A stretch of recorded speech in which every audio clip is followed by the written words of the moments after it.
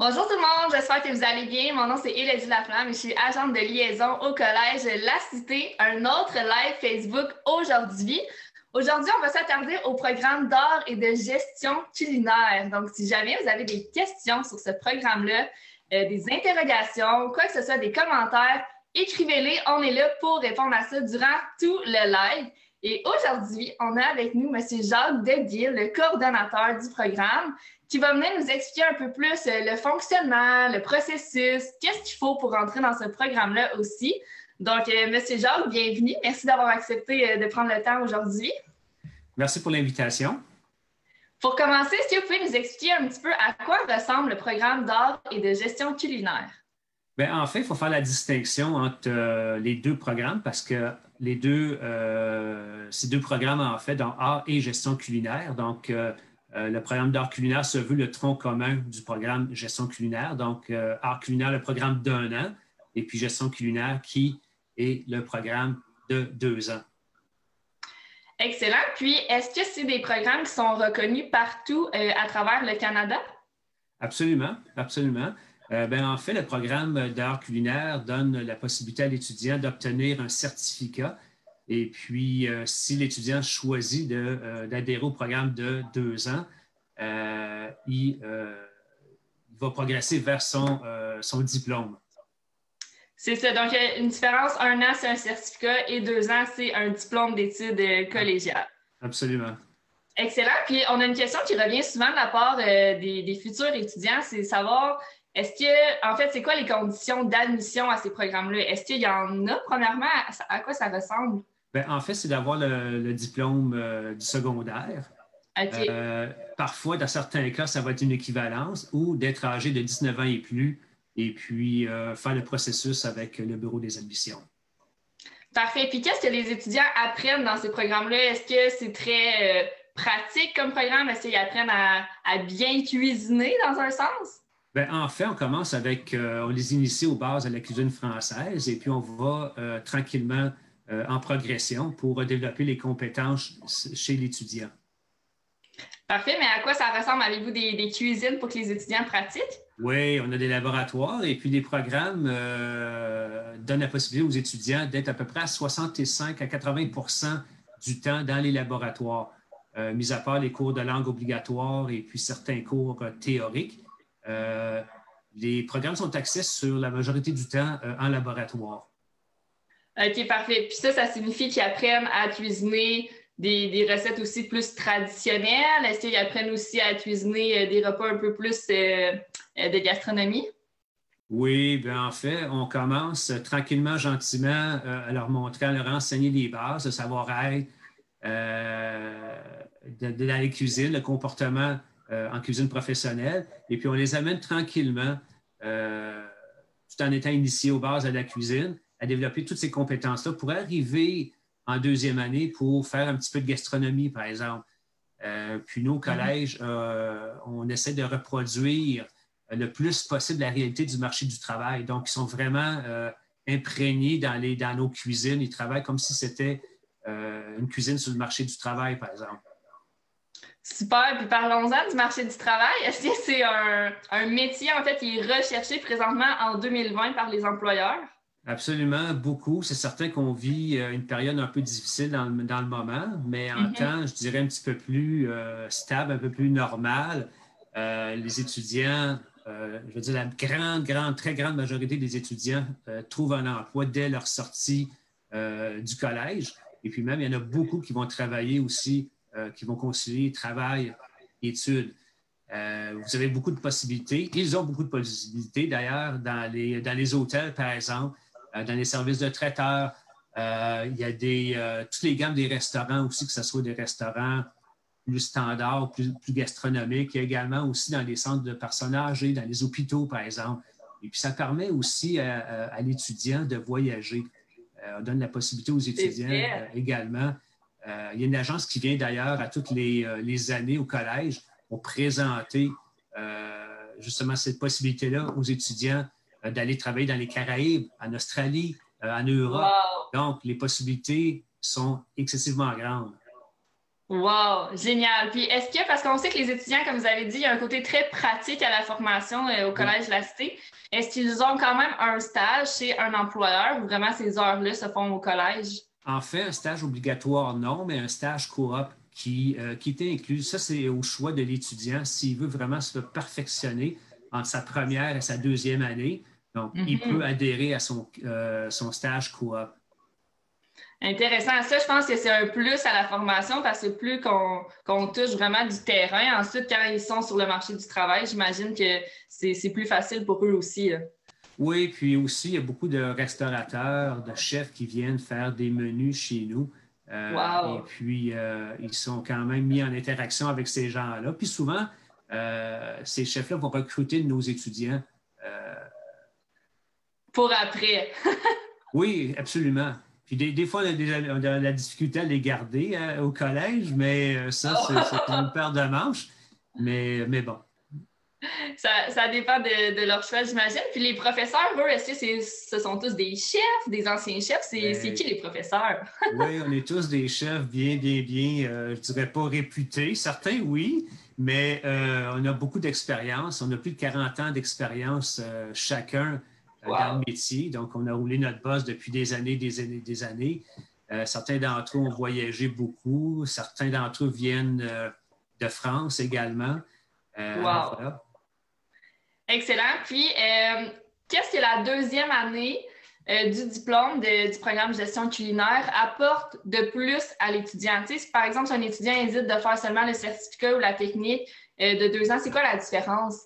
Mais la grande différence, deux principales différences, c'est justement, on les amène vers un petit peu la gastronomie, à approfondir un peu leurs connaissances et à développer également leurs compétences. Et puis la deuxième chose, c'est le volet un peu gestion. Un peu, on va toucher un petit peu toutes les facettes financières, un peu d'une entreprise. Donc, on les amène à se porter des réflexions un peu sur le fonctionnement d'une entreprise, tant aussi du côté gestion ou côté financier. Excellent. Fait exemple, quelqu'un qui aimerait partir son propre restaurant, est-ce que ça serait un bon programme? Absolument, absolument. On a des anciens étudiants qui ont justement ouvert des boutiques, restaurants. Il y a des étudiants entre autres, on a Alexandre Vachon qui est chef au Manoir Rouvé dans les cantons de l'Est, en Wow. Estrie. On a Étienne Cuerrier qui est propriétaire du Meat Press ici à Ottawa, donc une sandwicherie, charcuterie. On a Marianne Weber, par exemple, qui est graduée de nos programmes, qui est technicienne avec nous depuis quelques années. Et puis un dernier, Jean-François Dubois, ancien gradué du collège La Cité, qui est gestionnaire de notre restaurant, le jardin de la Cité au collège. Donc, les possibilités sont là. Et puis, je veux dire, comme je mentionnais tout à l'heure, dès la sortie de l'étudiant du collège, il y a un travail. Donc, il faut quand même qu'ils démontrent une certaine attitude aussi, puis de Mhm. vouloir travailler. Donc, les possibilités sont excessivement grandes. Wow, génial. Puis vous avez mentionné justement le restaurant Les Jardins, Oui. qu'on connaît tous quand on a déjà fréquenté la cité. À quoi ça ressemble? Est-ce que c'est vraiment les étudiants qui ont tout cuisiné les plats qu'on reçoit? Ben, oui, en fait, c'est un vrai restaurant, donc dans un milieu académique, c'est-à-dire Mhm. qu'il va y avoir une équipe, une brigade qui va être en cuisine, qui va confectionner la nourriture, et puis il va y avoir une clientèle externe ou interne qui, même les étudiants vont venir manger sur l'heure du midi, donc Mhm. avec réservation, bien sûr. Et puis, comme mentionné un petit peu plus tôt, on essaie de reproduire un peu la réalité du marché du travail. OK, donc les étudiants sont évalués en même temps, exemple qu'ils cuisinent ou qu'ils nous servent les Oui. plats. Absolument. Puis actuellement, on parle beaucoup d'activités authentiques. Et puis, je peux confirmer que vous n'avez pas plus authentique que les formations qu'on a dans nos programmes. Oui. Puis, tu sais, si je peux parler personnellement, je suis souvent allée au jardin, puis honnêtement, premièrement, c'est très bon, c'est excellent. Mais je trouve que le professionnalisme des étudiants ressort beaucoup aussi. On est très bien traités au restaurant Oui, oui. Les Jardins. En fait, on les prépare. Oui, c'est certain qu'on les prépare pour le marché du travail, mais aussi on les prépare pour travailler éventuellement partout dans le monde, que ce soit dans un hôtel. Juste le fait d'avoir une veste blanche en cuisine, Donc, l'étudiant peut travailler dans un hôtel renommé, réputé. Il pourrait travailler aussi dans un restaurant un petit peu moins, un petit peu plus, je dirais, bas de gamme, où est-ce que les cuisiniers sont habillés avec des t-shirts et des tabliers en cuir. Mais bon, l'étudiant est préparé au meilleur.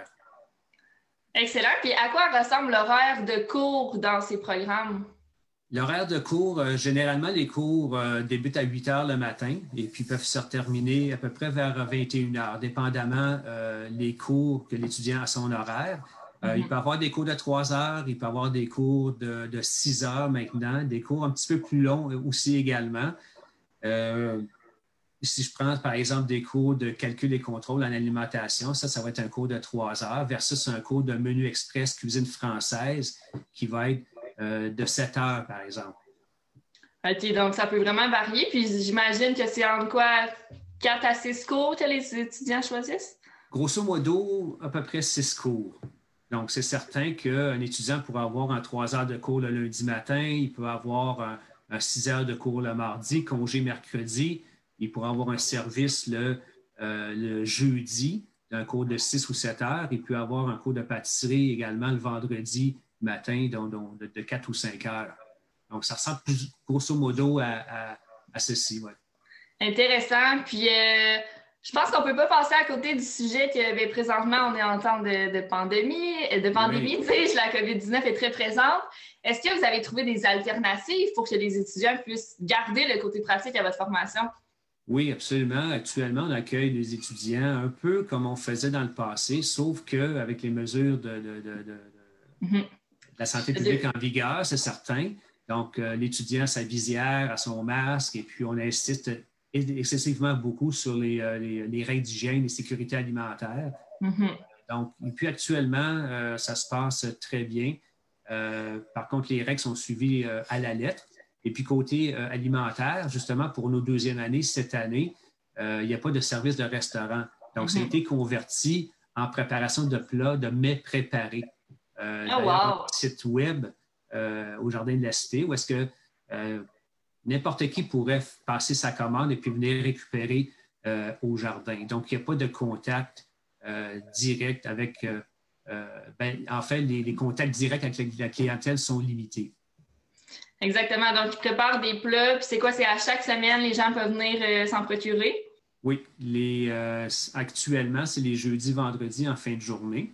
Et puis, il y a l'équipe d'hôtellerie qui s'occupe, on va dire, du service des plats préparés. Génial. Ça doit être délicieux. Puis, ça me fait penser aussi, on reçoit souvent des questions concernant le volet pâtisserie du monde de la cuisine et de la nourriture. Est-ce que vous avez un cours sur ça? On a plusieurs cours, en fait.